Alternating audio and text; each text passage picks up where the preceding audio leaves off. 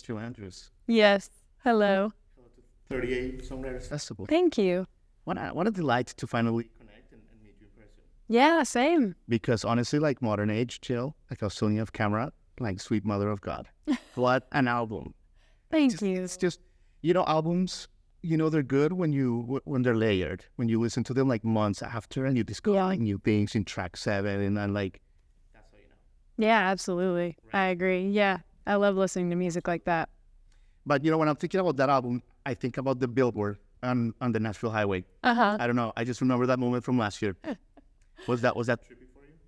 That was very cool. Yeah, that was very, very cool. I had never had a billboard before, and I was so excited about it. Yeah. I know. Yeah. When I saw it, I almost get into an accident. I was going to get like a video. Me too. For everybody. And for Aaron, and but yeah. Yeah. Yeah, that was super cool. That was a big moment. Were your kids like, okay, mommy's cool? Probably not. Probably.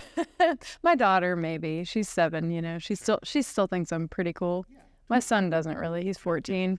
Cool. No, I don't think so. Amazing. Yeah. But yeah, actually, let me ask you about your kids. Yeah. Jill, because this is, you toured a bunch last year for the record. Yeah. And you're going to tour some more after 30A and a little bit about that. But I feel like this is the first tour that you do with like your kids kind of like older. Yeah. Realizing that their mom is like really cool and talented and like she's got fans and all that kind of stuff. Mm-hmm. How has that experience been both for them and for you? Well, like I said, my son is he kind of rolls his eyes a whole lot. He's thinking about coming on the road with me or just like coming to see my shows, things like that. He's 14, so he just wants to hang out with his friends. I think the thing that impresses him the most is the data. When he like sees my Spotify streaming numbers, he's like, I didn't know you had that many followers. And I'm like, yeah, I do. Right. Yeah, I do. And things like that. My daughter, I mean, she loves music and she loves to sing. So I think that's her biggest thing is like I think she really does love my music. Yeah. Yeah. So it's very cool. Do you see signs of like, when you were growing up, you were listening to Janet Jackson, Yeah, yeah. Do you see signs of that like with your daughter a little bit? Oh yeah. Yeah. She loves dancing and singing and it's just very natural in her. Yeah. Mm-hmm. Yeah. I mean, well, you're a great performer too, Jill. I mean, I was checking out videos of you at the Parthenon and a whole bunch of stuff. And it got me thinking, like all your projects, all your production, they are more than just like you with a guitar. I feel like you have like a vision. Yeah. And like, that's obvious. And like everyone in the audience is richer for it. Thank you. But it got me thinking about like the band, like when you pick a band, like the Parthenon people, for example. Do you go through like an audition process, Jill? Like, how do you pick people that are aligned with your vision? Well, gosh, that's hard. Well, the Parthenon quartet that played with me, I did not pick them, but they were amazing. They are amazing. And they were chosen for me and they were perfect. But as far as auditioning, I've just been playing for so long. I've seen a lot of musicians play. I know a lot of people. I know their personalities. I mean, personality is as equally important as musicality, in my opinion, because you want to get on the road with people that are cool and not like pains in the ass, not divas. So yeah, I don't know that I've ever done an auditioning process, but I think just hanging out with people is kind of that, Yeah, okay, that makes sense. Yeah. That makes sense, Jill. Mm-hmm. And you recently posted about how you were doing like a collage. Oh, yeah. In your house. Yeah. But I thought that was interesting because, like, it's like, and you mentioned that it's something that carries no pressure, like a creative outlet. Yes. For the sake of it. And that must be interesting because whether it's with your prior projects or for your latest albums, all your latest albums, I feel like you have had such high standards. Yeah. Like people assimilate Jill Andrews with quality. It is That's good. Yeah.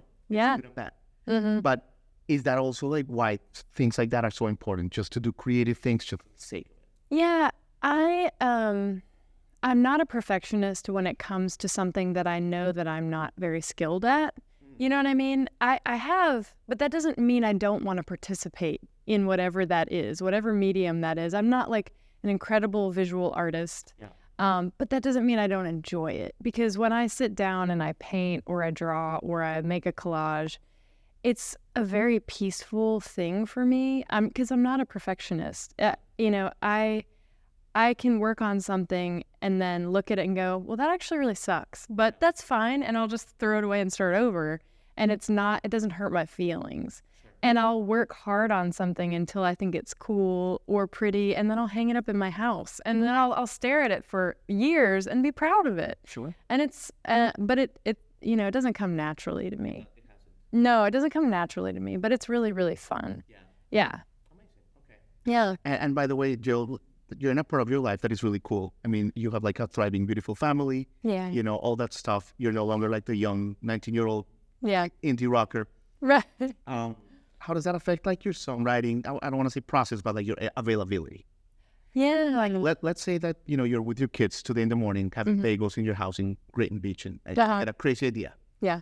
Maybe when you were single, Yeah. you'd be like, nothing else mattered except developing that idea. Right. How does that work?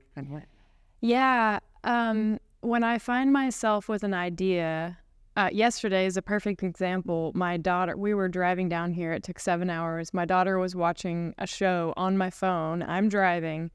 And oftentimes when I'm driving, just the hum of the highway is a really, I don't know, it like puts me in a really inspired headspace a lot of times, because there's a rhythm to it, So I was thinking of a melody and I was singing it, and I was just kind of singing it quietly. Everyone else was doing their own thing.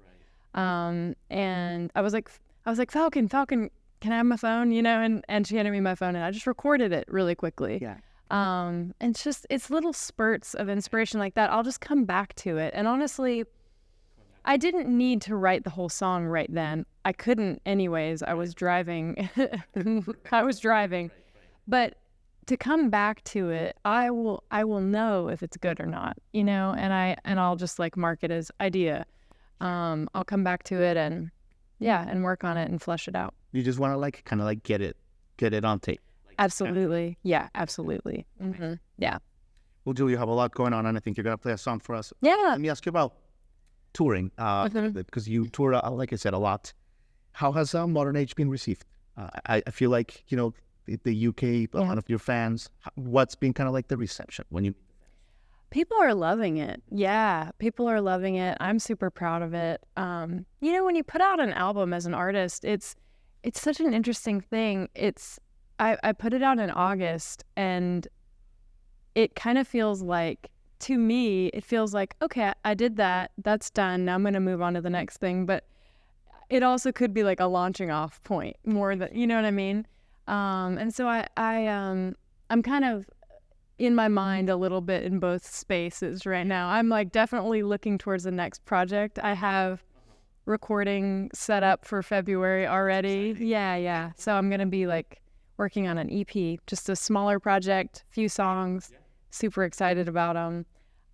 So I'm not resting on my laurels, but I'm really proud of Modern Age. I mean, gosh, Lucas Morton produced it, did an amazing job, have amazing musicians playing on it, and just really proud of it feels like a time capsule, because it's very much about my past, my childhood, and also just looking at my childhood from where I sit now, as a woman with a family, and just kind of seeing how different everything is, and how beautiful that is, and how challenging it is.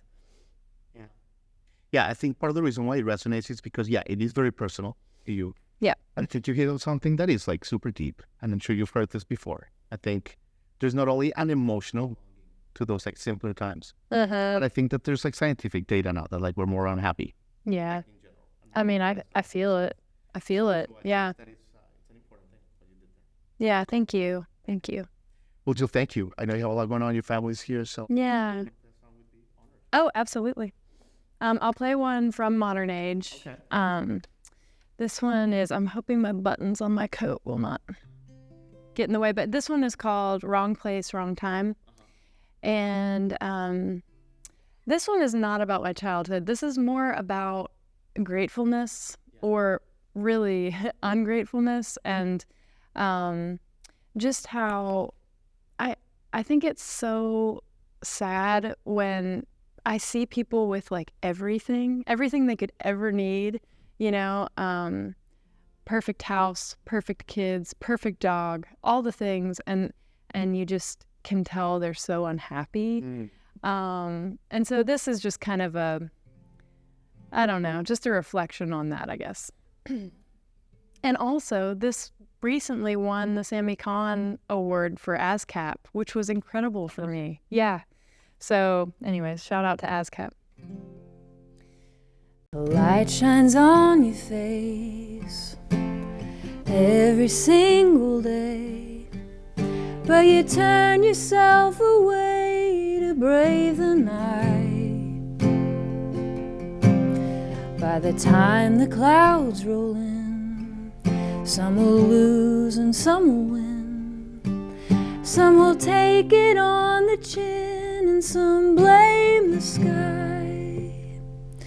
You're always in the wrong place at the wrong time. If the lining's ever silver, it's impossible to find.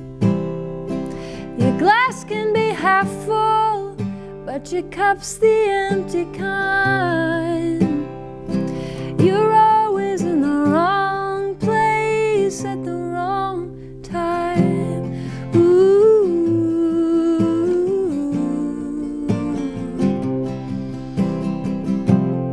Ooh.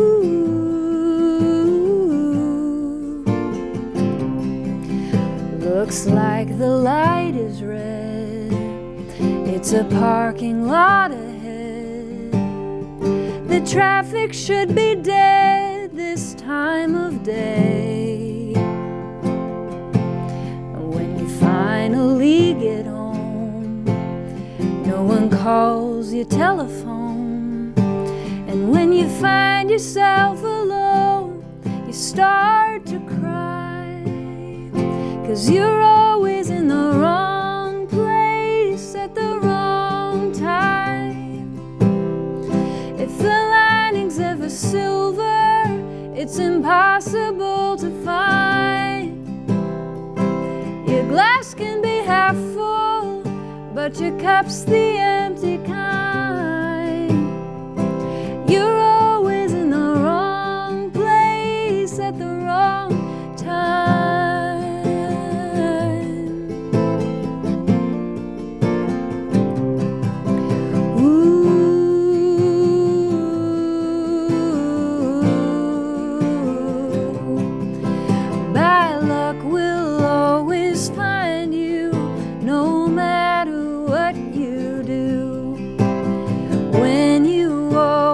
Call for it, it will come to you.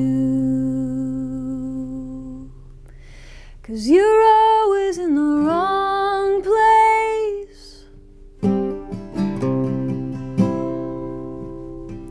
at the wrong time.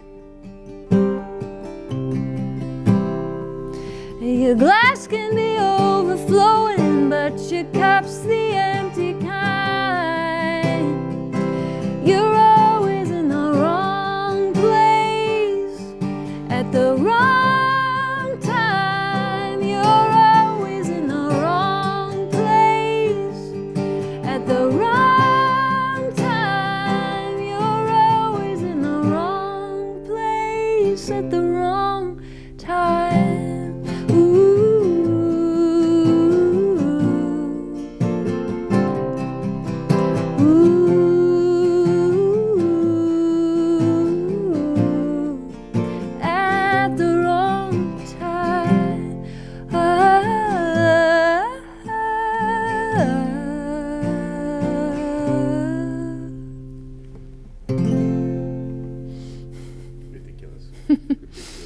Thank you. I could pack up, drive back to Nashville now, and the deed is done.